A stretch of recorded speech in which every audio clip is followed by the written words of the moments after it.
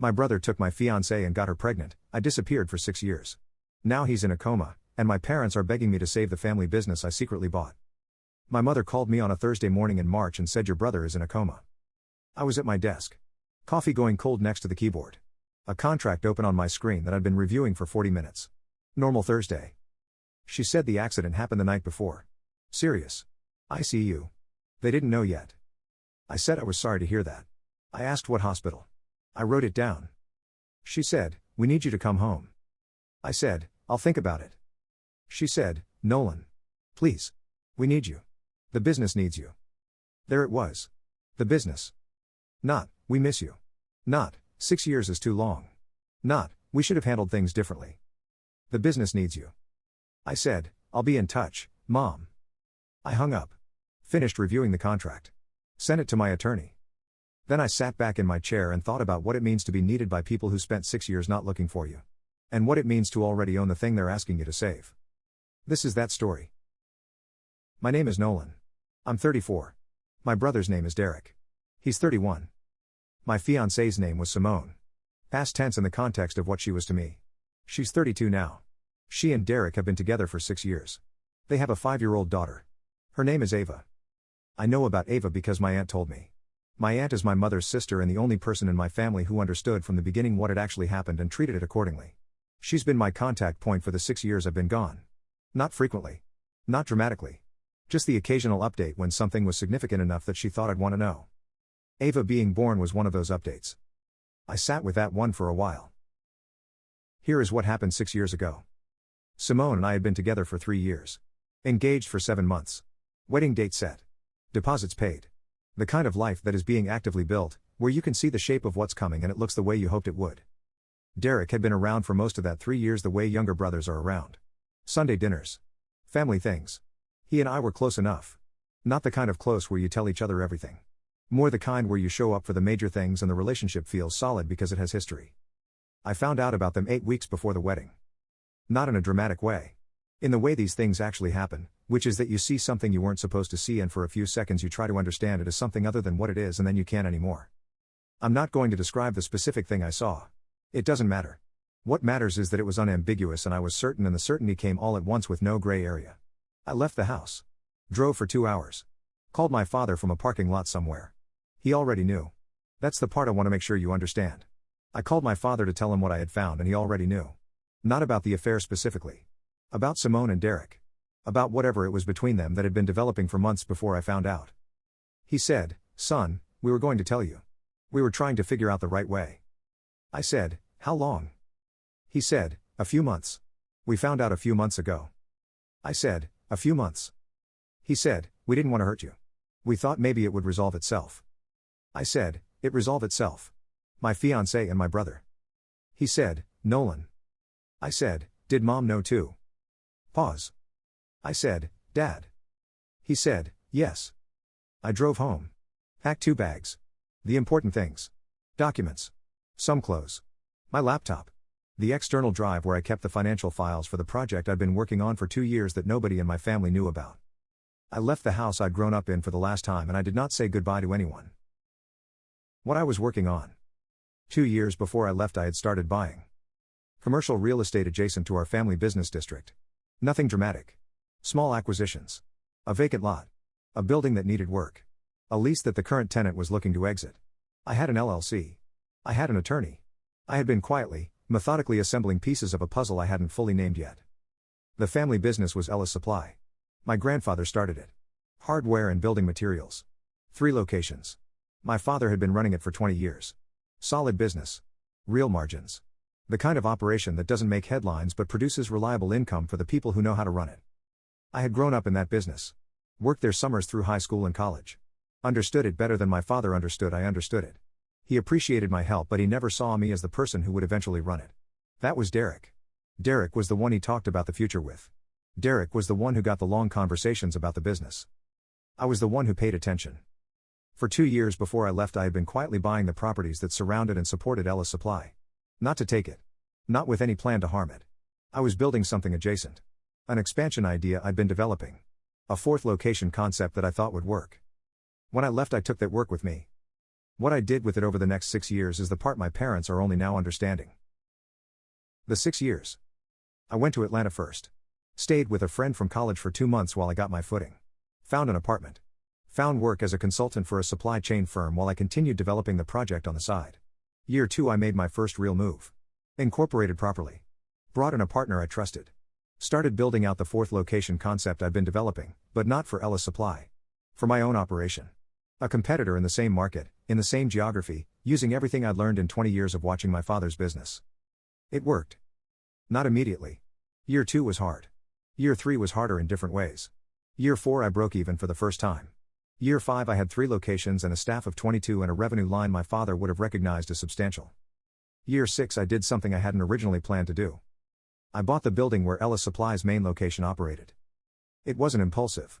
The property had come to market through a complicated estate situation involving the previous owner's death and a family dispute about the proceeds. My attorney flagged it. The price was fair. The location was one I knew well. I bought it. My LLC bought it. My name nowhere on the visible documentation that a casual search would surface. My attorney's firm as the registered agent. Everything clean. Everything correct. I was their landlord.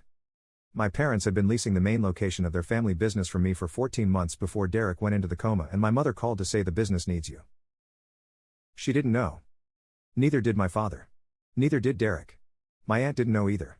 I hadn't told anyone. The lease had been negotiated at fair market rate through property management. The previous management company had been retained when I acquired the property. My name was not in the communications. There was nothing unusual about the transition from their perspective. One owner had died and eventually a new entity was paying the management company and the management company was handling the property the same way it always had. They had no idea. I had decided, when I bought it, that I would do nothing with that information unless something required me to. I wasn't holding it over them. I wasn't planning a dramatic reveal. I was just a man who owned a building and was waiting to see how things developed.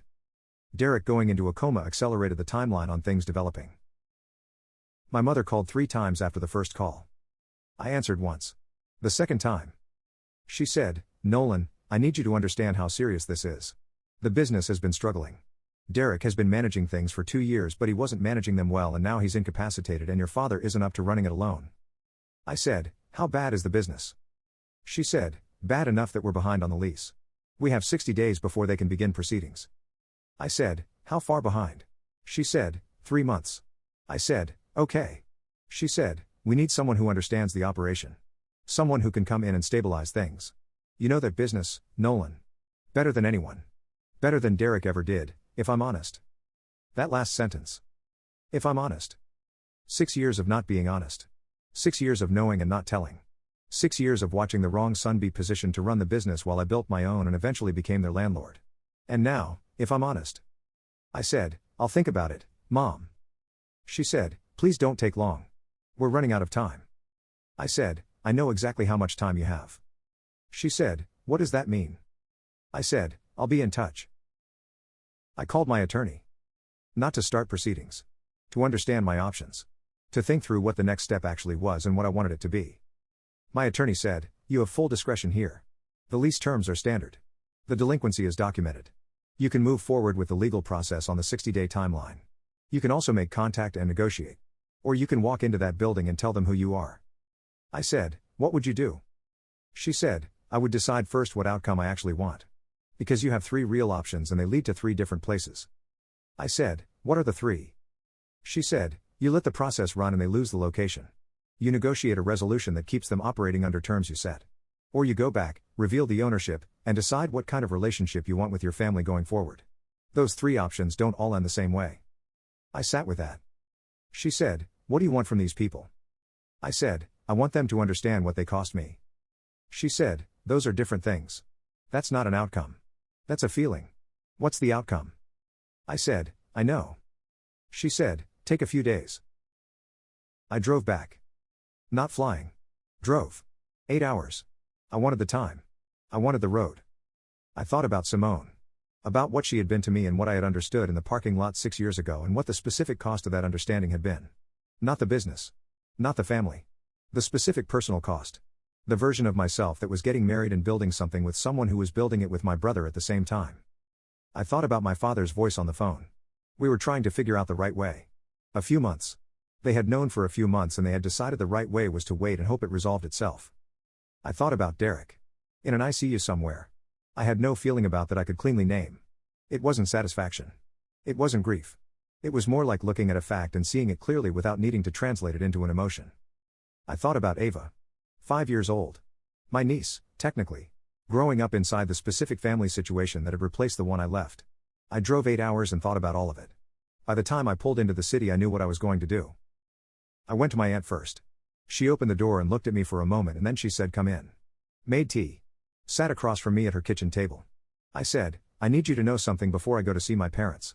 She said, "Okay." I said, "I own the building." She looked at me. I said, "The main location. Ellis Supply's main location. I bought the property 14 months ago. They've been my tenants. They don't know."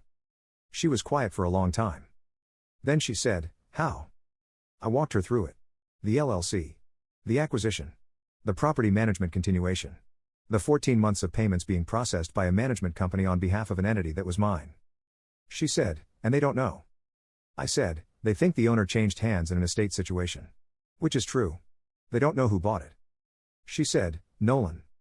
I said, "I know." She said, "Are you going to tell them?" I said, "Yes. That's why I drove back." She said, "How do you want it to go?" I said, "I want them to understand clearly. Not cruelly. Not as a weapon. I want them to sit across from me and understand that while they were letting my brother run the business, I built the thing that's holding up the building they run it in." She said, "And after that?" I said, "We'll see." She held my hand for a moment. She said, "I'm glad you came back." I said, "I'm not sure I'm staying." She said, "I know. I'm still glad." I went to the house the next morning. My mother answered the door. She looked at me the way you look at someone when you've been imagining seeing them for a long time and the reality is different from the imagining. More certain. More present. She said my name. I said, "Hi, Mom." She stepped aside. I came in. My father was in the living room. He stood up when I walked in. He looked older. 6 years is visible on a person when you haven't been watching it accumulate. He said, "Son." I said, "Dad." Nobody moved for a moment. Then my mother hugged me. I let her. My father put his hand on my shoulder. I let that too. We sat down. My mother said, "Thank you for coming." I said, "I need to tell you something before we talk about the business." She said, "Okay." I said, "I need you to listen to the whole thing before you respond." My father said, "All right." I told them. I started at the beginning. 2 years before I left. The properties I had been acquiring. The LLC. The strategy I had been developing.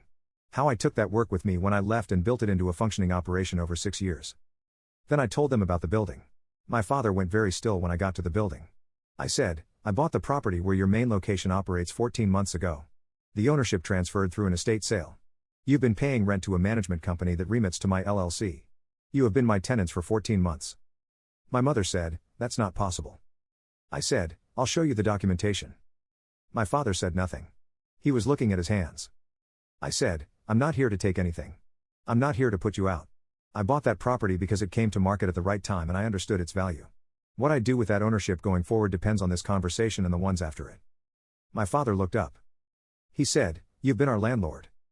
I said, "Yes." He said, "For 14 months." I said, "Yes." He said nothing for a long time. Then he said, "Why didn't you tell us?" I said, "Because I needed to understand who you were without the information. The same way you let me find out about Simone and Derek without the information. You sat on that for months and waited to see how things developed. I sat on this." The room was quiet. My mother said, "That's not the same thing." I said, "No. It's not. What you did was worse. I'm just pointing out that I learned something from watching how you handle information that affects the people closest to you." My father cried. I want to tell you that because it matters. He is not a man who cries. He has cried twice in my life that I witnessed. Once when his father died. Once now. He said, "We should have told you immediately. The moment we found out. We should have called you and told you and let you decide what to do with it. We didn't do that. We told ourselves we were protecting you. We were protecting ourselves. The disruption. The wedding we'd already told people about. The way it would look. We were cowards, Nolan. Your mother and I were cowards." He said it straight. No hedge. No, but it was complicated. Cowards. My mother said, "I've thought about it every day for 6 years." I said, "I believe you." She said, "Will you let us fix it?" I said, "Some of it can't be fixed. I want to be honest about that. I'm not 28 anymore. I'm not getting those 6 years back. I'm not going to walk back in here and pick up where I left off because there is no where I left off. I built a different life. I have a different life. That's real. She nodded. I said, but I don't want to be gone forever either. I came back because I don't want that. That matters too. My father said, what do you need from us? I said, I need you to understand what you did. Not as an opening position for a negotiation. Just actually understand it. You knew. You waited.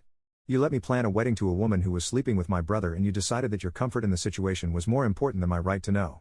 That's what happened. He said, yes. That's what happened. I said, okay. I said, let's talk about the business. The business conversation. Derek had not managed it well. My father walked me through it. I asked specific questions. He answered them. My mother sat at the table and listened and occasionally added something. The picture that emerged was a business that was structurally sound but operationally deteriorated. Derek had made decisions that prioritized short-term convenience over long-term positioning. Staff had turned over. A key supplier relationship had been damaged.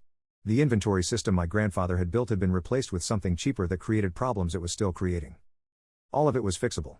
None of it was catastrophic except the cash position, which was tight, and the lease delinquency, which was my problem in a specific way. I said, here's what I'm willing to do. I said, I'll forgive the 3 months of delinquency. Formally, through the property management company. That gives you 60 days of breathing room on the cash position. My father said, Nolan. I said, I'm not done. In exchange, I want a seat at the table. Not ownership. Not control.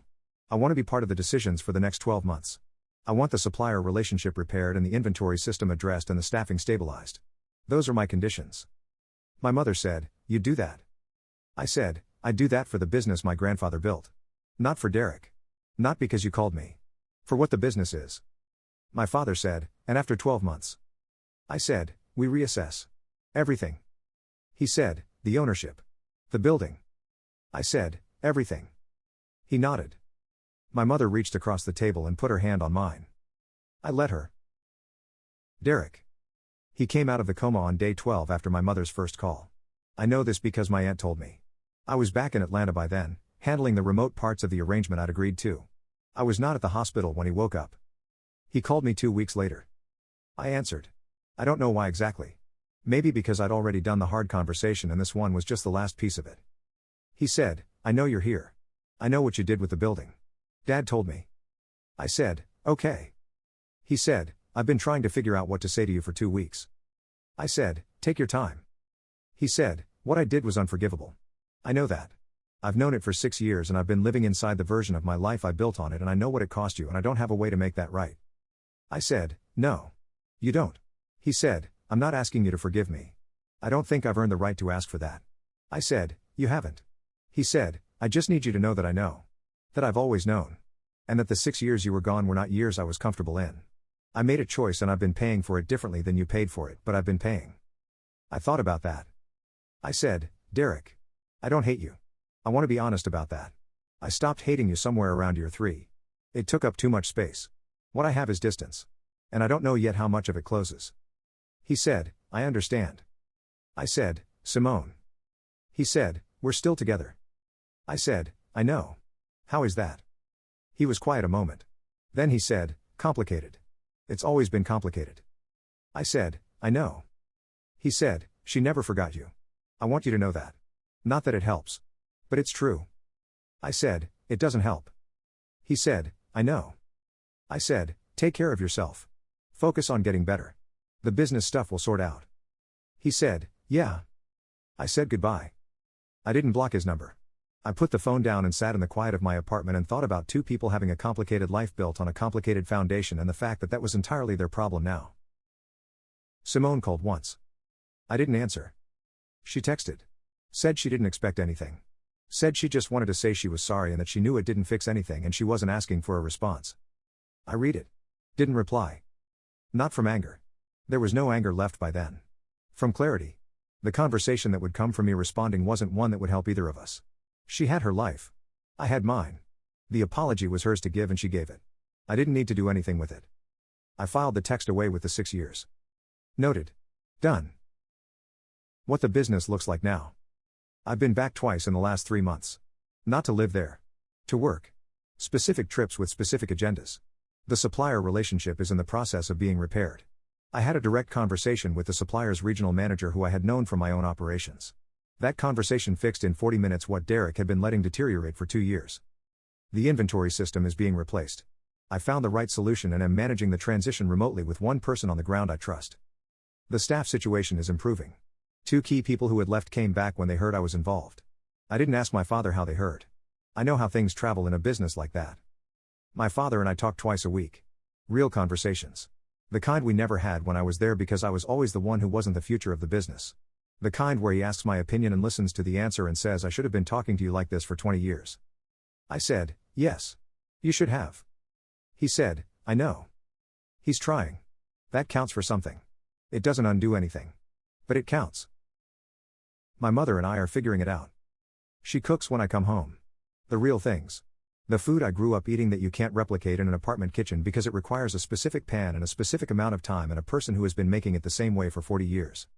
She doesn't bring up Simone. I don't bring up the 6 years. We have an arrangement, unspoken, that we are going to build something from now rather than relitigate something from then. I don't know yet how well that holds. But it's holding so far. She asked me once, quietly, after dinner when my father was in the other room, whether I was seeing anyone. I said, not seriously. She said, I hope you find someone. I said, I'm in no hurry. She said, she would have been wrong for you anyway. Simone. I said, Mom. She said, I know that's not comforting. I'm just saying what I actually think. I said, it's a little comforting. She said, good. She handed me more food. Ava. I haven't met her. I've seen a photo. My aunt sent it once without asking. I looked at it for a while. She has my brother's nose and my grandmother's eyes and the specific look of a child who is happy in the moment she's being photographed. She is 5 years old and has nothing to do with any of this. When the time is right and the situation is stable enough, I'll meet her. She's my niece. That's real regardless of how she got here. I'm not going to make a child pay for the choices of her parents. That's a decision I've made. The timeline is mine to manage. What I want people to understand about the 6 years. I didn't disappear because I was broken. I was broken for maybe the first year. After that I was building. The disappearance was the precondition for the building. I needed to be somewhere they weren't to become something they didn't expect. I needed the distance to do the work without the weight of the family story pressing on it. Some people leave and never come back because they stop wanting the thing they left. I left and built something worth coming back with. That's different. The building I own is real. The business I built is real. The relationships I have in Atlanta, the staff who stayed with me through year 3 when it was hard, the partner who trusted the vision early, all of it is real and built on real ground. I brought all of that back with me. Not to wave it. Not to make the room feel the weight of what they missed. Just because that's who I am now. And this is what I have now. And the story that started in a parking lot 6 years ago is not over, but it's in a different chapter. The chapter where I own the building. The chapter where my father calls twice a week and asks my opinion. The chapter where my mother makes food and says she hopes I find someone. The chapter where a 5-year-old has my grandmother's eyes and will eventually meet her uncle. My mother asked me to come for the summer holiday. Extended visit. Bring whatever I needed to keep working remotely. I said I would think about it. She said, you always say that. I said, and then I always get back to you. She said, I know. I just wanted to say it out loud. That we want you there. I said, I know, Mom. I'll go. Not because they need me. They needed me when Derek was in a coma and the lease was delinquent and the business was deteriorating and they had no idea who their landlord was. I'll go because I want to. Because Ava has my grandmother's eyes and I haven't introduced myself yet. Because my father has been calling twice a week and the conversations are real for the first time. Because my mother makes the food. Because 6 years is long enough to build something you can come home with. And I built enough. I'm ready to come home.